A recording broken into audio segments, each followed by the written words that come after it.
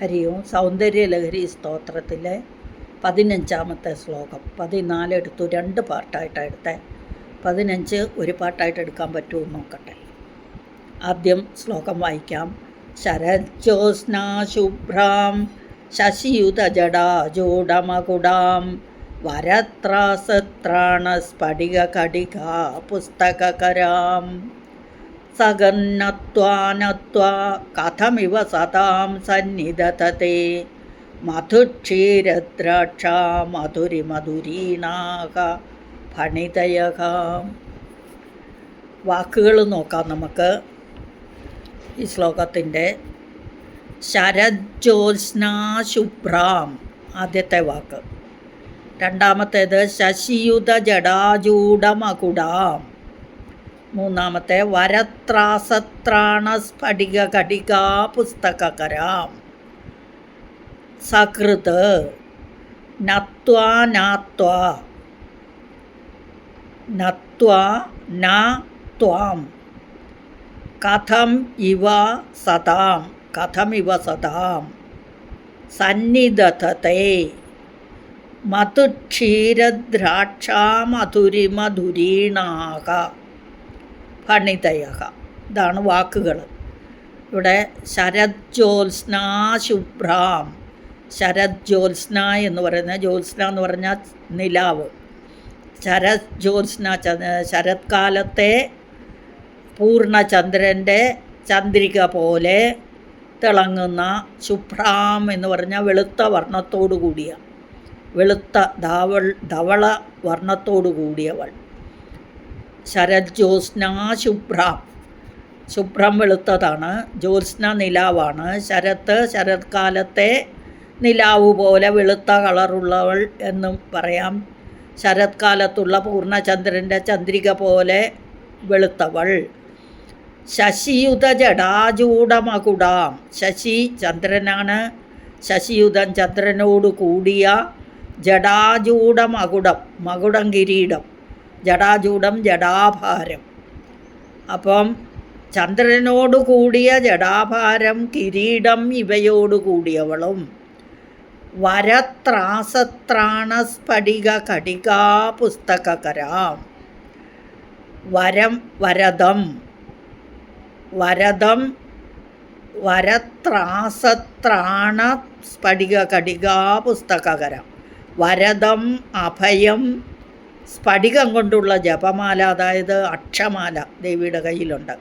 പുസ്തകം ഇവയോട് ചേർന്ന കൈകളോടുകൂടി, അതായത് എന്തൊക്കെയാണ്? വരദം, അഭയം, സ്ഫടികമാല, സ്ഫടികം കൊണ്ടുള്ള അക്ഷമാല, പുസ്തകം. അപ്പം 4 കൈകളുള്ള ദേവി.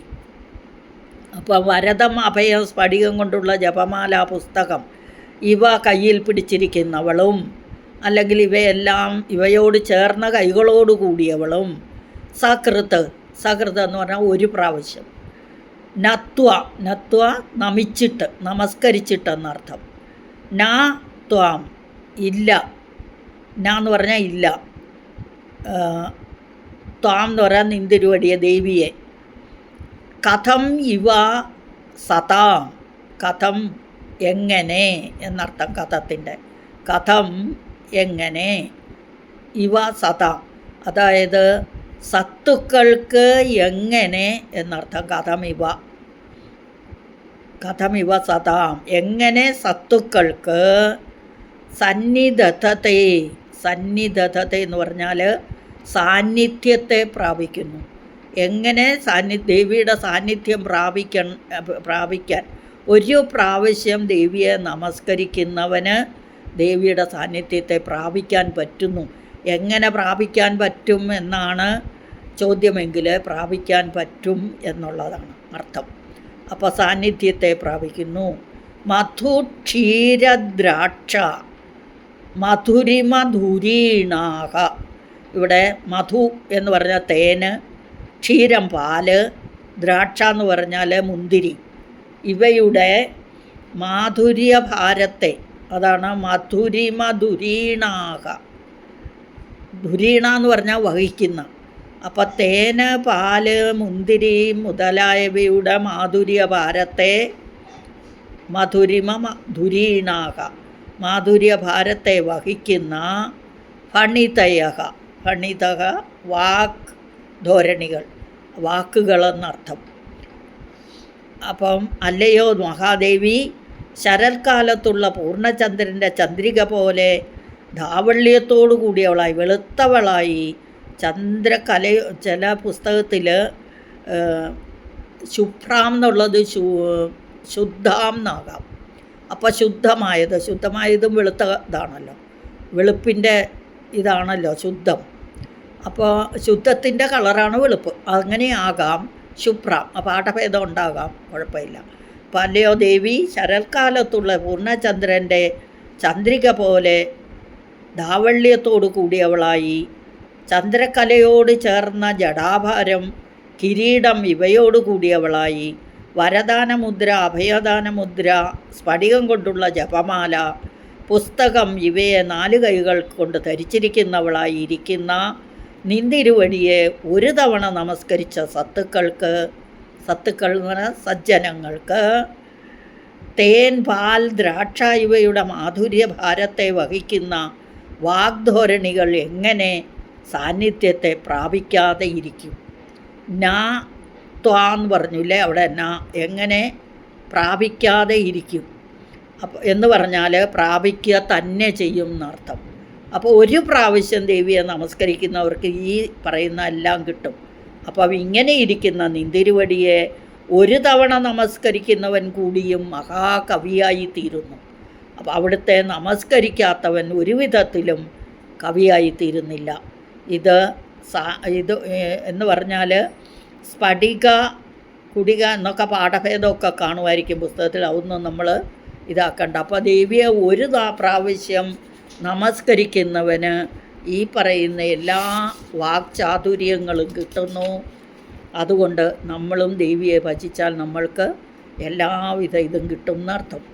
അപ്പോൾ ശരജ്യോത്സ്നാ ശുഭ്രാം ശശിയുത ജടാജൂഢമകുടാം വരത്രാസത്രാണ സ്ഫടിക ഘടിക പുസ്തകകരാം സകർണത്വാനത്വാ കഥമിവ സദാം സന്നിധതേ മധുക്ഷീരദ്രാക്ഷ മധുരിമധുരീണാഹ ഫണിതയഃ. അതിൻ്റെ അർത്ഥം ഒന്നും കൂടി പറയാം. ശരജ്യോത്സ്നാ ശുഭ്രാം, ശരൽക്കാലത്തുള്ള പൂർണ്ണചന്ദ്രൻ്റെ ചന്ദ്രിക പോലെ വെളുത്തവളും, ശശിയുത ജടാജൂഢമകുടാം, ചന്ദ്രനോടുകൂടിയ ജടാഭാര കിരീടം, ജടാഭാരവും കിരീടവും ഇവ കൂടിയവളും, വരത്രാസത്രാണ സ്ഫടിക ഘടികാ പുസ്തകകര, വരദം, അഭയം, സ്ഫടികമാല, പുസ്തകം മുതലായവയോടുകൂടിയ കൈകളോടുകൂടിയവളും, സകൃത ഒരു തവണ, ഒരു തവണ നമസ്കരിച്ചിട്ട് ഇല്ല നിന്തിരുവടിയെ, കഥമിവ സദാം എങ്ങനെ സത്തുക്കൾക്ക്, സന്നിധത്തെ സാന്നിധ്യത്തെ പ്രാപിക്കുന്നു, മധുക്ഷീരദ്രാക്ഷ മധുരിമധുരീണാക, തേൻ, പാൽ, ദ്രാക്ഷ ഇവയുടെ മാധുര്യ ഭാരത്തെ, ധുരീണാഹ എന്ന് പറഞ്ഞാൽ വഹിക്കുന്ന, ഫണിതയക വാഗ്ധോരണികൾ, വാക്ക് സാമർഥ്യം.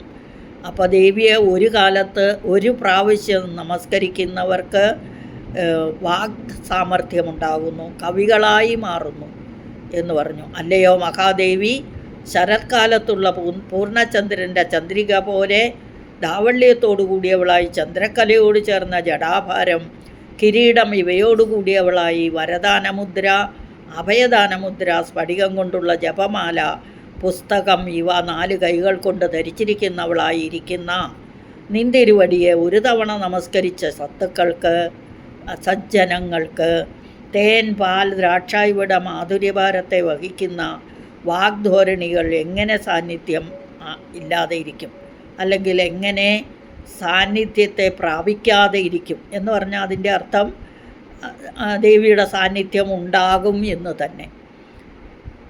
അപ്പം ഇങ്ങനെ ഇരിക്കുന്ന നിന്തിരുവടിയെ ഒരു തവണ നമസ്കരിക്കുന്നവൻ കൂടിയും മഹാകവിയായി തീരുന്നു എന്ന് അർത്ഥം.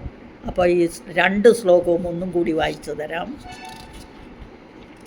ക്ഷിതൗ ഷഡ്പഞ്ചാശദധിക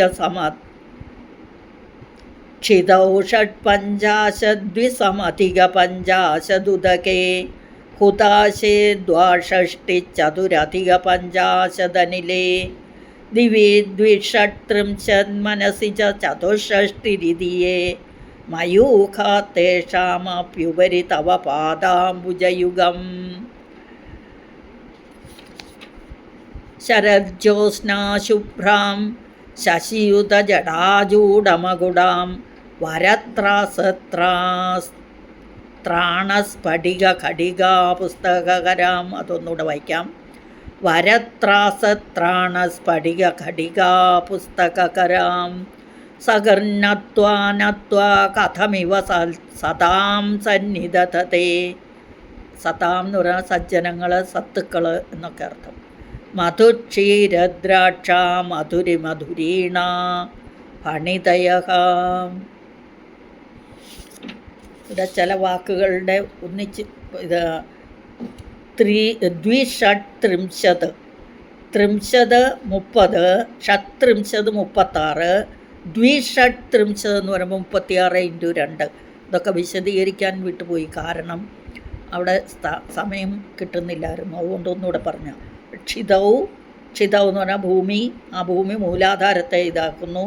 ഷട്പഞ്ചാശത്, പഞ്ചാശത് 50, ഷട്ട് 6, 56. പിന്നെ അത് മൂലാധാരം, ഭൂമിതത്വം, പൃഥ്വിതത്വം, ജലതത്വം മണിപൂരകത്തിൽ 52, വന്യതത്വമായ സ്വാധിഷ്ഠാനത്തിൽ 62, വായുതത്വമായ അനാഹതത്തിൽ 54, പിന്നെ വിശുദ്ധി ചക്രത്തിൽ ആകാശതത്വമായ വിശുദ്ധി ചക്രത്തിൽ 72, മനസ്സാകുന്ന ആജ്ഞാചക്രത്തിൽ 64. ഇങ്ങനെ 6 ഋതുക്കളും എല്ലാം കൂട്ടുമ്പോൾ ഉണ്ടാകുന്ന 360 ദിവസവും.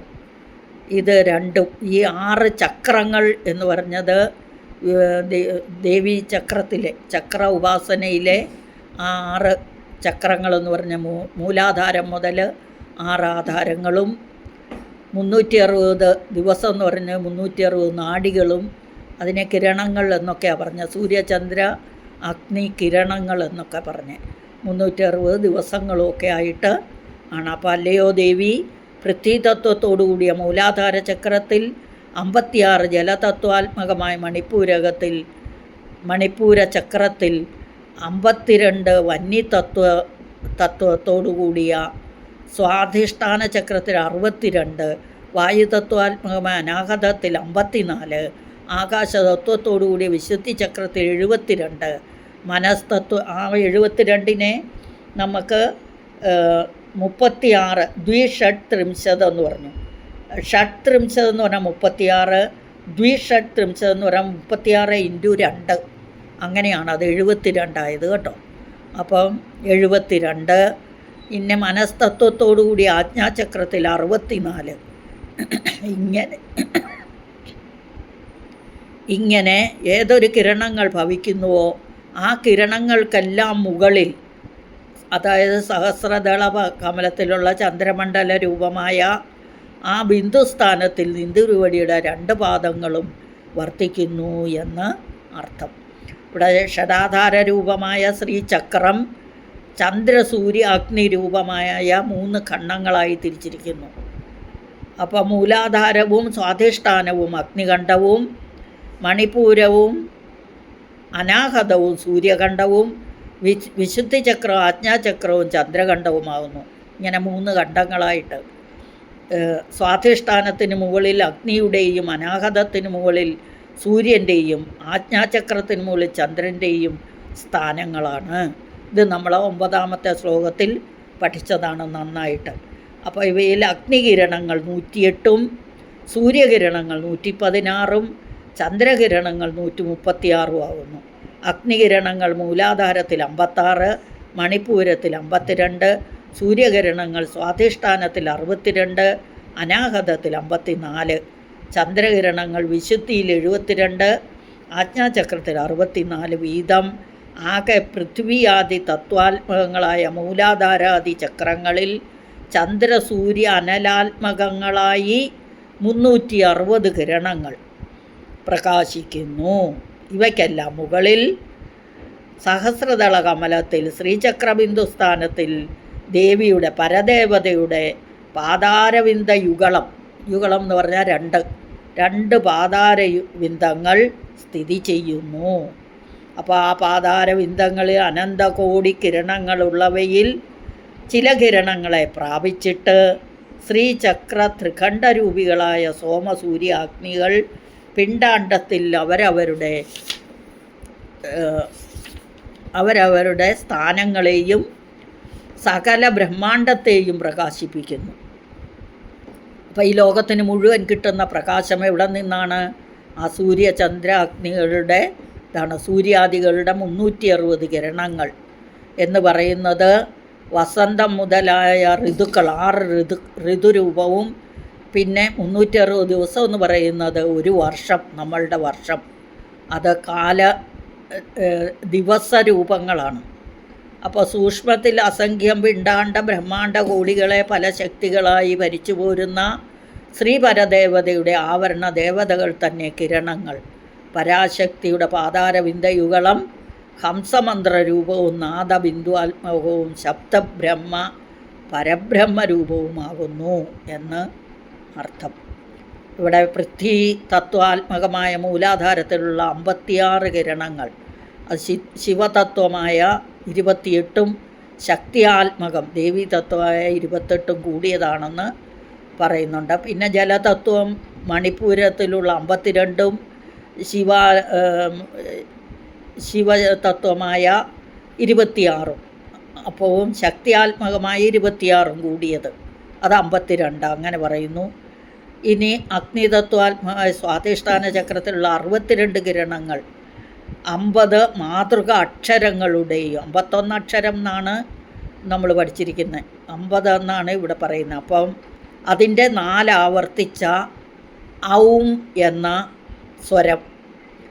സ്വരത്തിൻ്റെയും 4 പ്രാവശ്യം ആവർത്തിച്ച ഹംസഹ എന്ന മന്ത്രത്തിൻ്റെയും രൂപാന്തരമാണെന്നും പിന്നെ വായു തത്വാത്മകമായ അനാഹത ചക്രത്തിലുള്ള 54 കിരണങ്ങൾ 50 മാതൃകാക്ഷരങ്ങളുടെയും യാ രാ ലാ വാ ഇങ്ങനെയുള്ള 4 അക്ഷരങ്ങളുടെയും രൂപാന്തരങ്ങളാണെന്നും ആകാശതത്വമായ വിശുദ്ധി ചക്രത്തിലുള്ള 72 കിരണങ്ങൾ 5 തവണ ആവർത്തിച്ച 14 സ്വരങ്ങളുടെ 14 × 5 സ്വരങ്ങളുടെയും ഐം ഹ്രീം എന്ന 2 ബീജങ്ങളുടെയും സ്വരൂപമാണെന്ന് പറയുന്നു. പിന്നെ മനസ്സാത്മകമായ ആജ്ഞാചക്രത്തിലെ 64 കിരണങ്ങൾ, അത് 4 പ്രാവശ്യം ആവർത്തിച്ച 16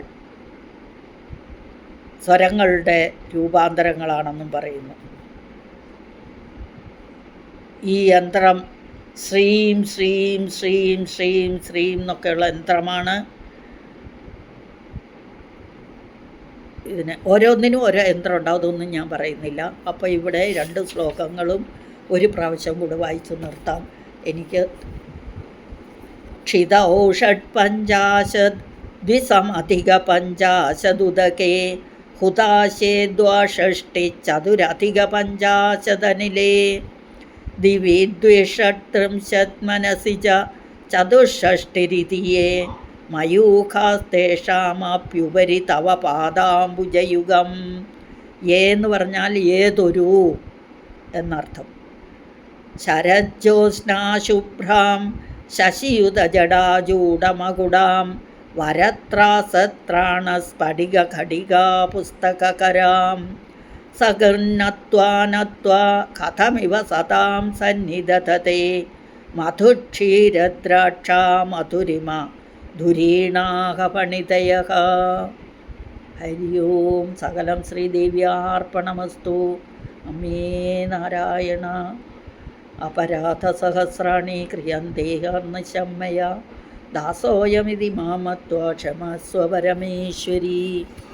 ആവാഹനം ന ജാനാമി വിസർജനം പൂജാം ചൈവ ന ജാനാമി ക്ഷമ്യതാം പരമേശ്വരി.